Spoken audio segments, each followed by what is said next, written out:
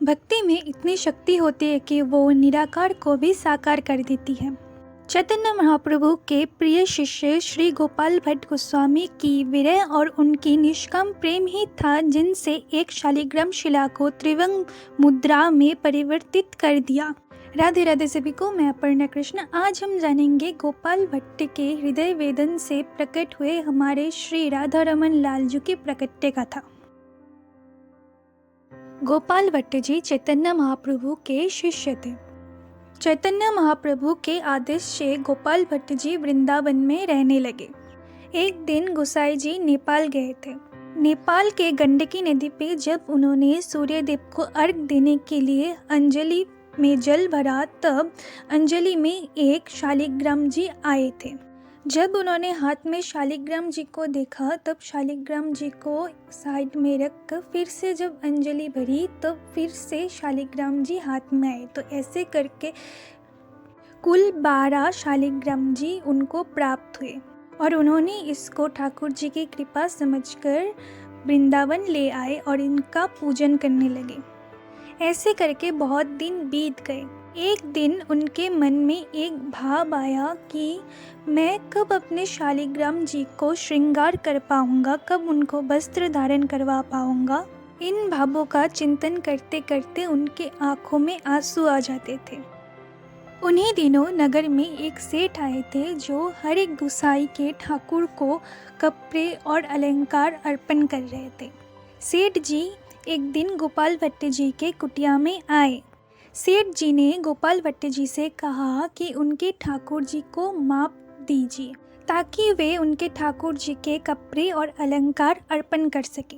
इस बात को सुनने के बाद गोपाल भट्ट जी को अंदर ही अंदर बहुत ही कष्ट पहुंचा।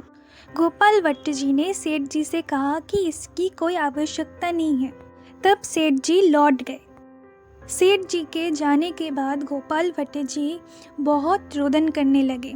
गोपाल भट्ट जी कहने लगे, सेठ जी को मैं कैसे कहूँ कि मेरे ठाकुर जी के हाथ नहीं है, पाँव नहीं है, कान नहीं है, नाक नहीं है, उनको मैं कैसे वस्त्र धारण कराऊँ, कैसे अलंकार धारण कराऊँ। ये सब कहते कहते गुसाई जी बहुत ज़्यादा रोने लगे।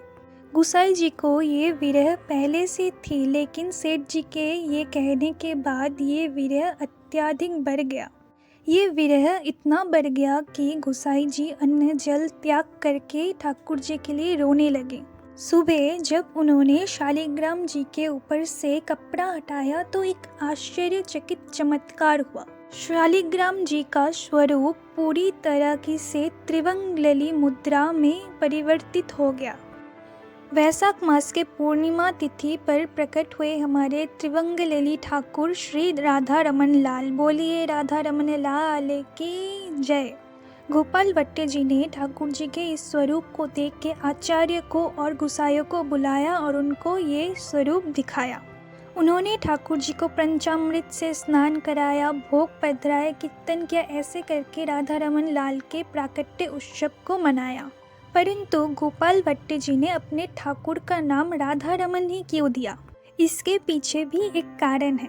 ठाकुर जी का स्वरूप इतना ही सुंदर था कि जो भी देखता वही मोहित हो जाता था। रमन का अर्थ है मन को आनंद देने वाला या नित्य विहार करने वाला, अर्थात राधा रानी के मन को भाने वाला या राधा रानी के मन को आनंद देने वाला स्वरूप ही है राधा रमन। विश्व का एक लौता विग्रह जिसमें दांत दिखाई देते हैं। राधा रमन जी जब मुस्कुराते हैं तब उनके दांत दिखाई देते हैं। कभी ये 2 या 5 या इससे भी अधिक दिखाई देते हैं। राधा रमन जी के रसोई में 450 सालों से अखंड अग्नि प्रज्वलित है, जिससे राधा रमन जी की भोग बनाई जाती है।